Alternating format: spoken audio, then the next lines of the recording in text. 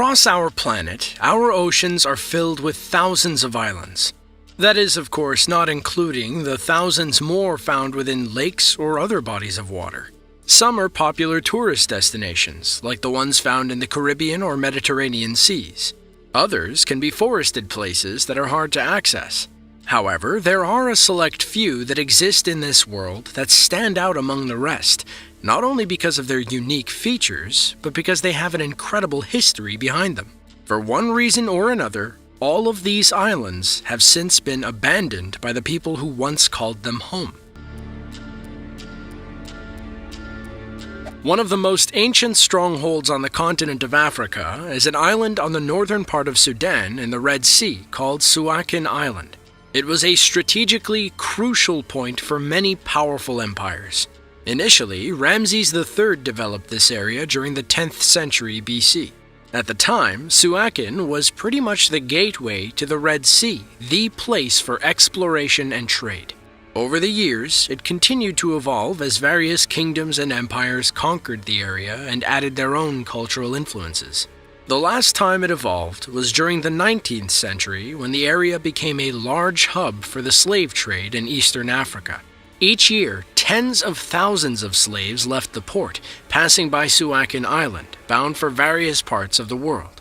But, as the years went on, the demand for slaves started to shrink. Additionally, the port became increasingly unnecessary. By the 1920s, the island had fallen into complete disrepair. Shallow waters had started encroaching on the shores, bringing a very weathered look to the landscape. Today, the ruins stand as a reminder of the terrible part it played in world history, as well as the amazing parts it played in ancient commerce. Visitors can see the remains of the structures that once used to stand on the island. Along with tourists, the island also sees many Muslim pilgrims completing the Hajj every year, or the Muslim pilgrimage to Mecca. What was once an important piece of land for many nations throughout the world now sits in utter ruin. Just off the coast of Nagasaki, Japan, lies Hashima Island, an island that was once bustling with life and commerce. The history of the island dates back to the early 1900s, when coal was discovered under the East China Sea and operations were set up on this island to start drilling. It became such a large operation that buildings were constructed on nearly every square foot of available land. Homes for workers, a hospital, stores, restaurants, a gym, a swimming pool, everything needed for everyday life existed on this island. It wasn't long before this small 16-acre island became the most densely populated area on Earth. As you can imagine, the quality of life suffered quite a bit. Workers were forced to mine many hours of the day, often in dangerous conditions. Many injuries and deaths resulted from this grueling labor.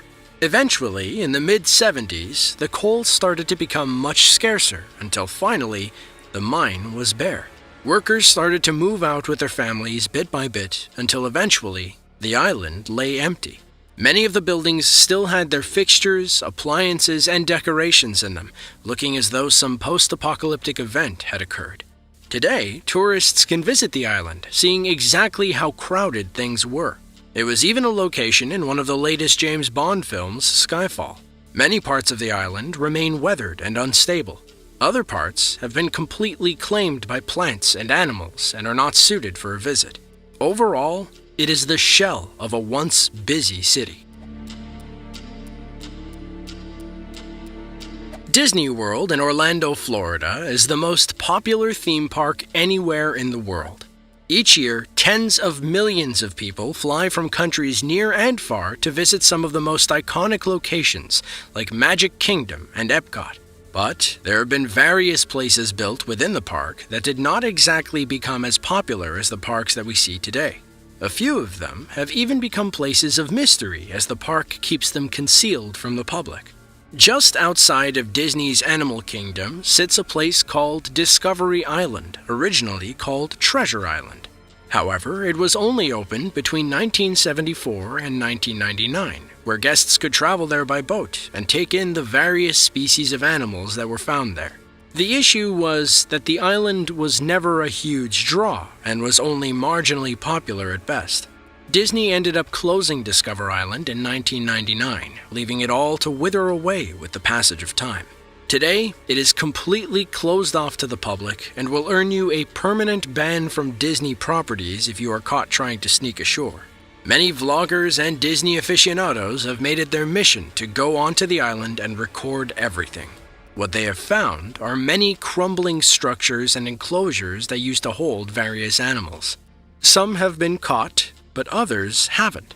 Regardless, it does offer us a glimpse into some of Disney's lesser-known failures. Located in New York City's East River, just between the mainland Bronx and Rikers Island, lies North Brother Island.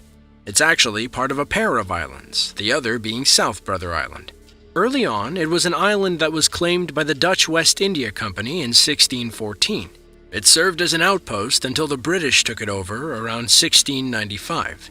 The northern island actually remained uninhabited until around 1885, when the Riverside Hospital moved there, relocating from its previous location on Blackwell's Island. It was meant to be the catch-all for patients suffering from smallpox. The mission eventually expanded to be a quarantine point for a number of other diseases, such as tuberculosis, polio, and typhoid. Later on, during World War II, the island housed war veterans who were students at local colleges, along with their families. But after a couple of decades, everyone moved on from the island, and it became uninhabited, being left to ruin and claimed by nature. Now the island serves as a sanctuary for all sorts of wading shorebirds and herons. Most of the original 25 buildings still stand in various states of extreme dilapidation. Therefore, visits to the island are strictly forbidden unless they are for compelling academic and scientific purposes. In recent years, there have been a few camera and news crews that have been given permission to visit and document the island. The reports have shown that even though the island has an eerie yet beautiful atmosphere, the buildings are very dangerous and should not be wandered into. The possibility of collapse is all too real. Being so close to New York City, it makes you wonder why there haven't been attempts to rebuild on what surely must be a highly sought-after piece of land. As of this video, no formal plans exist. Hundreds of miles off the coast of India is a tiny speck of land that is only 1/3 of a square mile in area. It is known as Ross Island and is one of the 572 islands that make up the Andaman and Nicobar Islands. At one point in history, the British owned these islands and made them a home for thousands of convicts and various political prisoners. However, things took an extremely deadly turn in 1941, when a large earthquake struck the area and killed thousands of the island's residents. Eventually, military conflict came to the island, and Japan ended up seizing control. It was meant to be a strategically located safe zone for troops and ships during World War II. Bunkers were built to protect the soldiers and house them for a short period of time. But after a while, the war ended, and things started settling down. So, the Japanese eventually left and gave control of the islands back to the Indian government. However, the marks of the British and Japanese were left and can be seen to this day. Now that the island is in the hands of the Indian Navy, it has been completely overgrown with jungle vines. The thousands of people that used to populate this island are nothing more than memories and ghosts. For those who were able to get on shore, remnants of the jails that used to hold prisoners are still able to be seen. These cells were particularly uncomfortable for those unlucky enough to call this place home. As they were usually ridden with disease and pests, the mortality rate was quite high. Even some of the old Japanese bunkers still remain, along with a church. But it has all been overgrown with the jungle vines and weeds. Tourists are actually able to visit Ross Island and even find a few places to shop and grab something to eat, if that's something that interests you. What is so attractive about abandoned structures? Is it the way the ruins look? Is it the unusual location where they're found? We tend to think that abandoned places are so alluring because they inspire wonder. What happened here? How did that end up the way it is? Who walked these steps or hallways hundreds of years ago? This is how history is truly learned and appreciated.